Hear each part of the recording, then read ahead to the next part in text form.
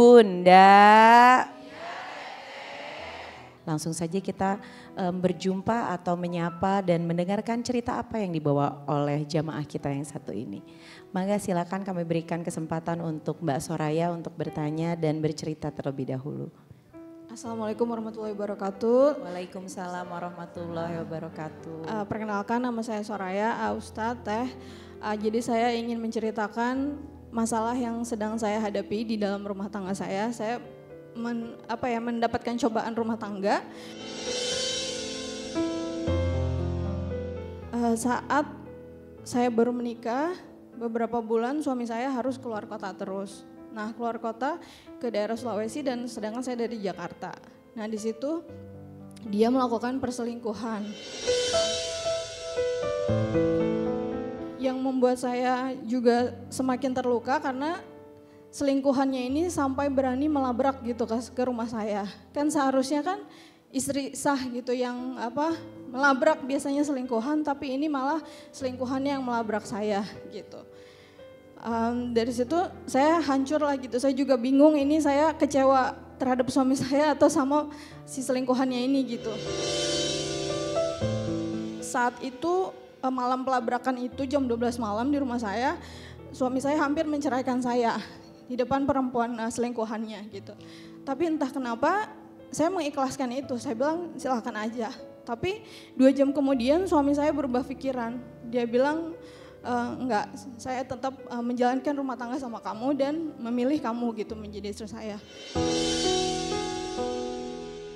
Ya saya menerima karena dia langsung sholat tobat gitu, dia langsung meminta maaf lah gitu, bersungguh-sungguh saya melihatnya, oh ya sudah saya ikhlas untuk menerima lagi gitu dan mencoba menjalankan rumah tangga kita lagi. Tapi setelah itu sampai hari ini udah lebih dari 1 tahun masih ada luka gitu, trauma luka di hati saya gitu, dihianatin. Walaupun suami saya sudah berubah ya, maksudnya berperilakunya juga sudah tidak ada nih kasus lagi lah ya, insya Allah gitu.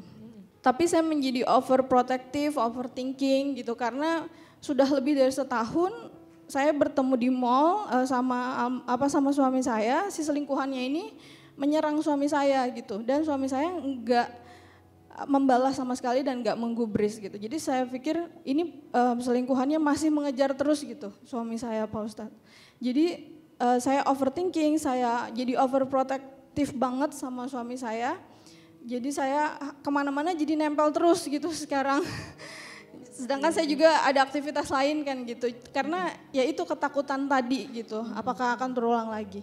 Pertanyaan saya, apakah perbuatan saya dalam memaafkan suami saya sudah benar? Apa yang harus saya lakukan juga terhadap selingkuhannya ini? Karena dia juga membawa satu keluarga itu meneror sampai mengancam ke saya gitu.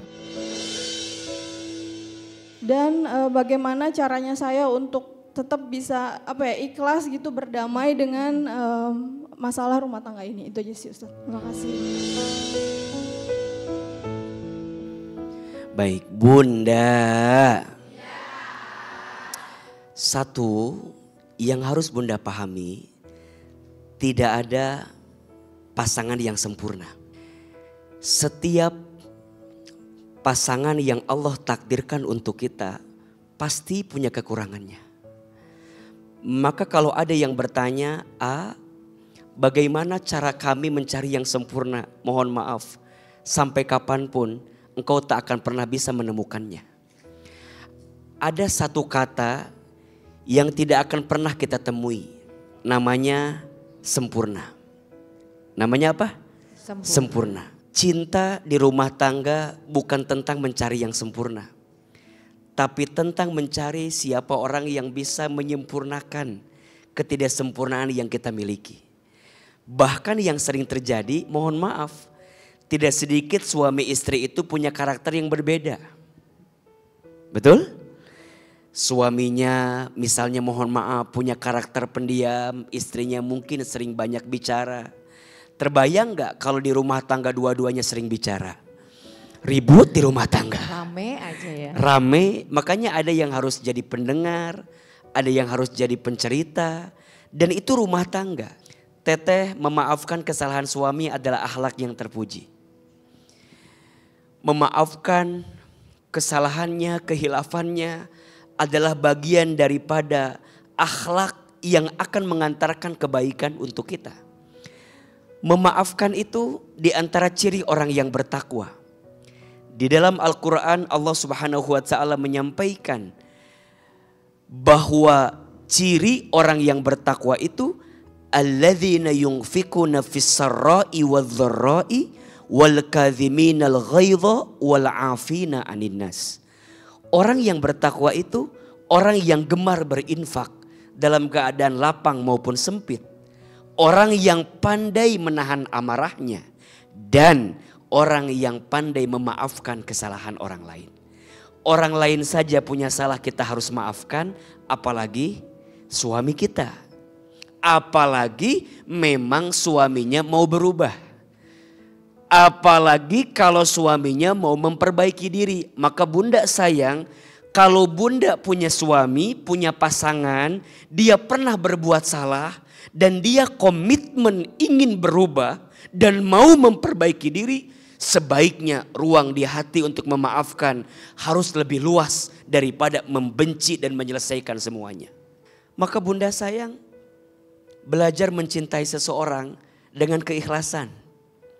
Jangan mencintai seseorang seperti engkau menggenggam pasir. Semakin engkau genggam pasirnya, semakin engkau tak mendapatkan pasirnya. Betul gak? Makanya pentinglah punya sikap ikhlas di hati kita. Maka Allah mengajarkan kita tidak perlu risau, tidak perlu galau, tidak perlu resah gelisah dengan apa yang tidak engkau ketahui. Cukuplah Allah yang menjadi saksi atas semua yang engkau lakukan.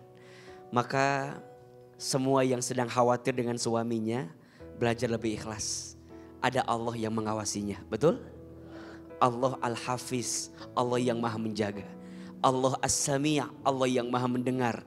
Allah Al-Basir, Allah yang maha melihat. Cukuplah Allah yang menjadi penolong kita. Cukuplah Allah yang menguatkan kita. Insya Allah apa yang ditakdirkan untukmu tak akan pernah pergi darimu. Amin. Dan apa yang tidak ditakdirkan untukmu tak akan pernah menjadi milikmu. Semoga Allah menjaga semua di antara kita dengan segala kebaikannya. Dan Allah menjaga pasangan kita dimanapun dia berada. Amin ya Rabbal Alamin. Yang sering bikin aku nangis itu adalah di saat aku taunya perselingkuhan ini dari selingkuhannya itu sendiri gitu.